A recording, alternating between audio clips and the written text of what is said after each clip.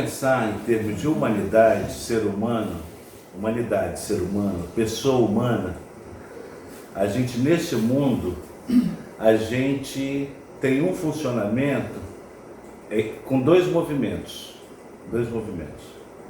O movimento da sobrevivência e o movimento do sentido da vida.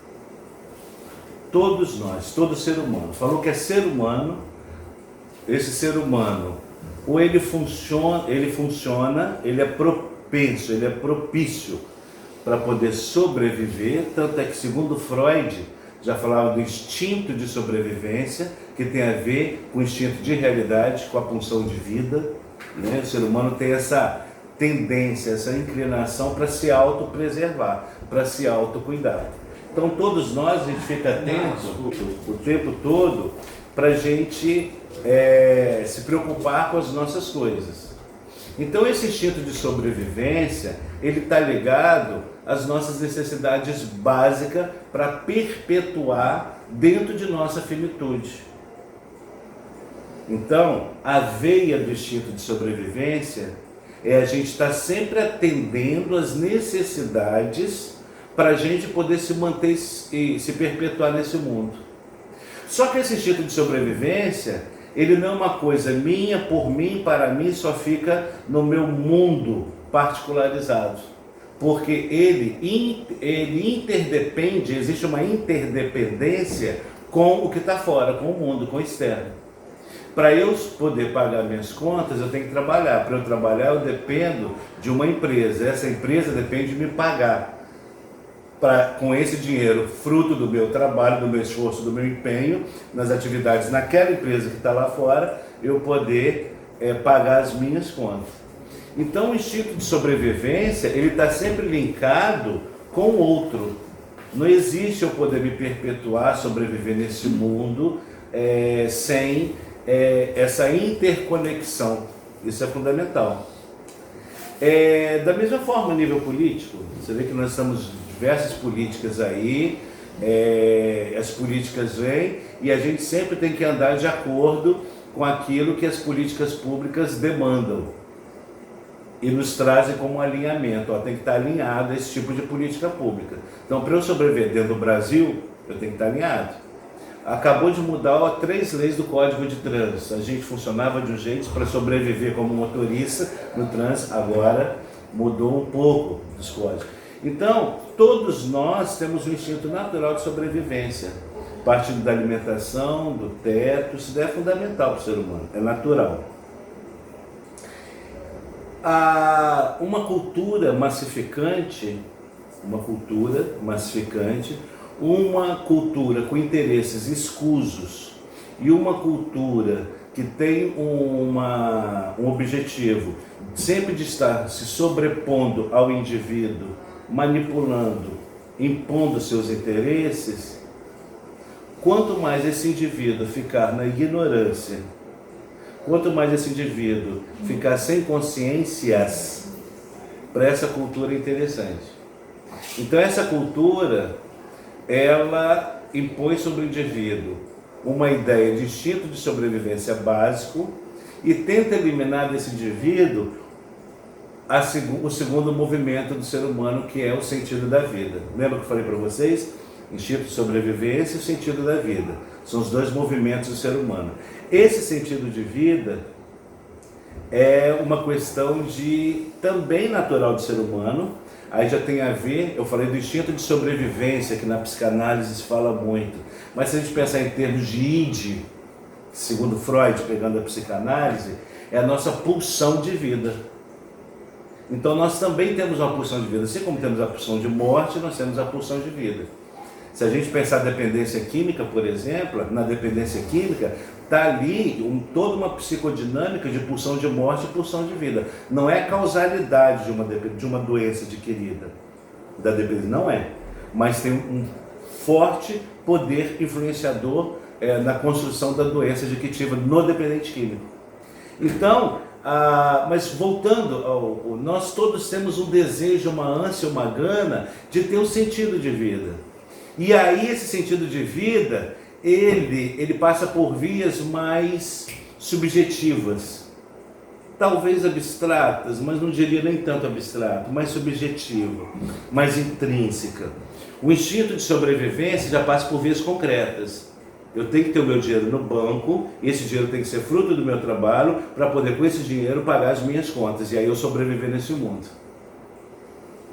Ok? Então, o instinto de vida, de sobrevivência, desculpa, ele tem a ver com a responsabilidade, com ser consequente, ser compromissado, assumir responsabilidade, tem a ver com esse movimento da sobrevivência. E aí eu te questiono, qual é o seu grau organizacional, como é que está a sua organização para poder sobreviver nesse mundo? Por isso que aqui no PCJ, depois dos 9 meses, nós temos a reinserção social. São os 3 meses que a gente prepara vocês para pegar esse movimento, esse fluxo de sobrevivência, e a doença adictiva desorganizou a cabecinha de vocês, e a gente ajuda vocês a se reorganizarem para retornar ao fluxo da sobrevivência, se organizando financeiramente, profissionalmente, familiarmente, socialmente, economicamente. Então, uma recuperação, isso daí também faz parte, né? Isso é importante. Isso no quesito sobrevivência. Voltando à pulsão, ao sentido da vida, que é o segundo movimento do ser humano, muitas pessoas, por sermos seres finitos e seres que estamos sempre numa cultura massificante, voltando ao tema da cultura massificante, a gente cria um senso de obrigatoriedade.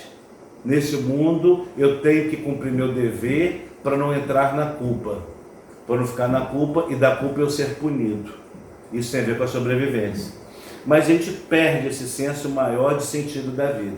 E no sentido da vida, ele, como ele é intrínseco, ele é subjetivo, ele é uma coisa muito interna, ele está ligado diretamente com o fluxo, com o combustível do prazer pessoal. Você pode trabalhar, ganhar seu dinheiro, pagar suas contas, mas não ter prazer nisso. Então você está no movimento da sobrevivência, mas você não está no movimento do sentido da vida. Você está casado. Você está casado com seu cônjuge e você procura ser fiel por obrigação, ou você respeita por obrigação o cônjuge, ou você trata bem com a educação porque é sua obrigação, mas você pode não ter sentido de prazer na relação. Seus filhos criaram, era um amor, um anjinho quando criança, os filhos cresceram e o seu senso de obrigação com ele já está cumprido. Agora você deixa ele se virar, o senso de obrigação. Mas o sentido de fluxo de vida com o filho começa a dar desgosto, você vai perdendo todo o sentido de vida, de fluxo de vida com ele. Você vai numa igreja, você dá o seu dízimo, a sua oferta, porque você tem uma consciência de obrigatoriedade, oferta, dízimo. E ao mesmo tempo você também tem um movimento de sentido de vida quando você entra no êxtase, né? Ou numa dimensão mais espiritual, de contemplação espiritual ali. Então, assim é a nossa vida. Quando você está dentro de casa, você tem que cumprir ali os rituais e obrigações de casa. Fazer a comida, deixar a comida pronta, as obrigações, sem sobrevivência. Quando você pega um final de semana e vai viajar, vai distrair, vai passear, você já não está com o seu instinto de sobrevivência, você está com o sentido de vida, você está alimentando. Eu dei essa introdução para vocês só para a gente ter uma ideia que todo ser humano tem esses dois movimentos. Obviamente, agora pegando em relação à dependência química propriamente dito, que a gente está aqui no centro de tratamento, né? A doença da dependência química, ela tem um poder desconstruidor. Ela consegue dilacerar, desconstruir tudo que tem a ver com toda a organização que você tinha de sobrevivência, não é verdade? Você começa a faltar emprego, você é responsável no emprego até perder emprego. Dentro de casa você começa a faltar para suas obrigações e se distancia, se descola até perder a sua família. Os dependentes químicos estão aqui em tratamento, vocês concordam com isso? 100%. 100%? Exatamente. Então a dependência química, a doença, tem um poder desconstruidor do indivíduo no que se refere as obrigações pessoais, sociais, familiares dele. Não tem como. Isso é fatal, isso é certo. Como 1 mais 1 é igual a 2. Não tem jeito. Não existe um dependente químico crônico que tenha sua vida organizada a nível de sobrevivência. Não existe. Ela tem esse poder. Tá? No sentido da vida, a dependência química também tira. Porque na psicodinâmica da doença, ela vai destituindo o indivíduo da legitimidade do poder de buscar o prazer para si mesmo. Que o prazer fica fixado através da obsessão, da compulsão adictiva, somente no uso e abuso de droga.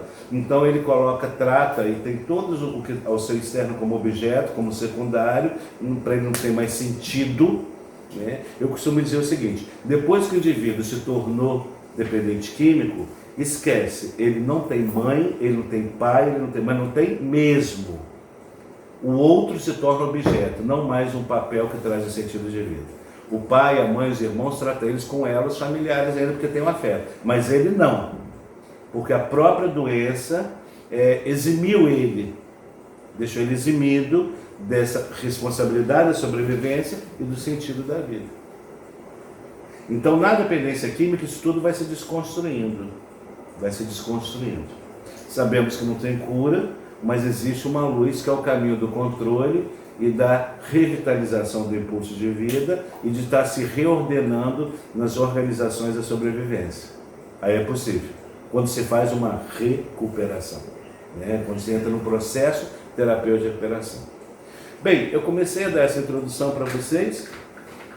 E para aqueles que não são dependentes químicos, ou que são dependentes químicos, mas já estão no estágio de abstinência, sobriedade e resgatando aí a sua sobrevivência, seu sentido de vida, né? Nesse mundo, a tendência do ser humano nesse mundo, a nível externo, para o mundo, é ele nascer, ter às vezes de adolescente, jovem, arrumar alguém para se casar, que é protocolo de um padrão sociocultural, na sobrevivência. É ele nascer, crescer, casar, ter filhos, trabalhar, se aposentar se der tempo e morrer.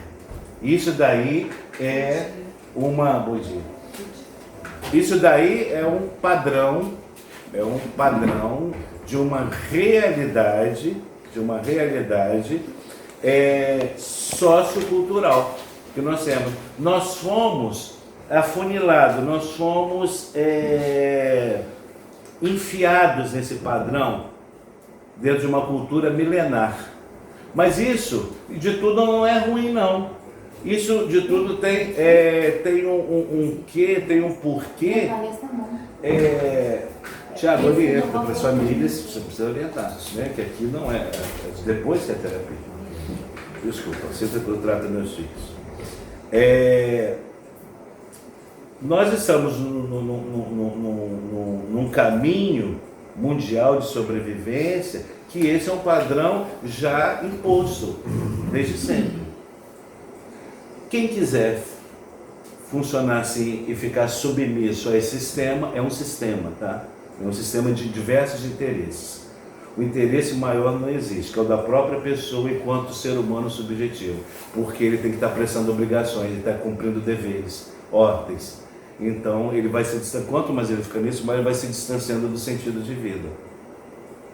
Agora, se esse indivíduo, você que está aí, se a gente não precisa extinguir, mas se a gente quer reorganizar nossa vida dentro da sobrevivência que falamos aqui agora há pouco, e ao mesmo tempo a gente quer, além dessa vida de nascer, viver e morrer, dentro desse padrão, desse sistema, se a gente quer ir além, a gente pode buscar um sentido maior de vida, para pelo menos eu poder falar assim, eu por mim, para mim valeu a pena, porque na sobrevivência eu para o outro valeu a pena. Seria, a frase-chave seria essa, sabe? Eu cumpri o dever, agora eu vou morrer, estou morrendo. Pronto. Então isso está na sobrevivência. Agora no sentido de vida. sentido de vida não.